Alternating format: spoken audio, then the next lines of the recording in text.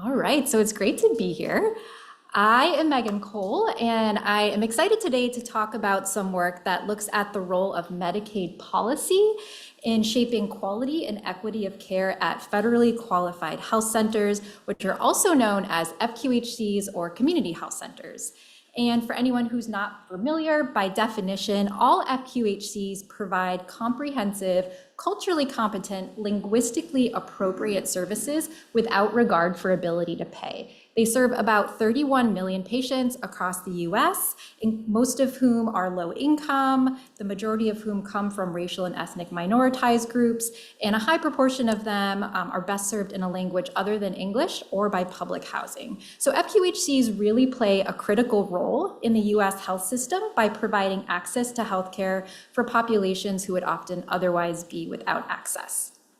And for that reason, the Medicaid program, which is the health insurance program for low-income Americans, really has a big footprint on FQHC. So about half of FQHC patients are enrolled in Medicaid, and most of their patient revenue comes from Medicaid, including a large portion from Medicaid managed care.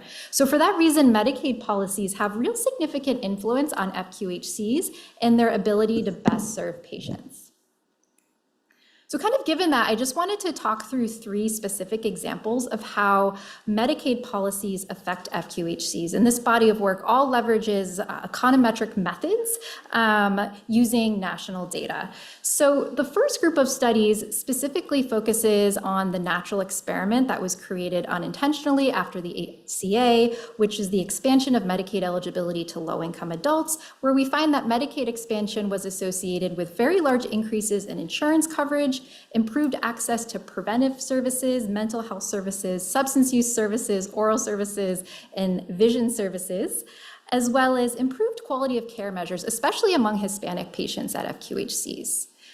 In a second body of work, we look at Medicaid accountable care organizations, or ACOs, which are value-based payment models that try to improve quality while reduce cost. And we find that when using, again, natural experiments and national data, Medicaid ACOs have been associated with increases in rates of social needs screening, improved cancer screenings, and improved maternal health outcomes at FQHCs. And then finally, we've also looked at the expansion of telehealth coverage and reimbursement following COVID-19 within the Medicaid program. And we find that when looking at its impact on FQHCs, telehealth expansion has been associated with improved engagement in care for patients with mental health needs and substance use disorders, some increases in quality measures, but it kind of depends. And then we see across all racial and ethnic groups, we see similar rates of telehealth use, and yet we see that the Black patients in particular tend to benefit from it the least. So all this taken together, what does it mean? I think one key takeaway from this work is that expanded Medicaid eligibility is really critical to improved quality and access to care among FQHC patients. Our research also suggests that expanded implementation of ACOs, especially ACO models that prioritize behavioral health and social needs, may improve quality of care and engagement at FQHCs.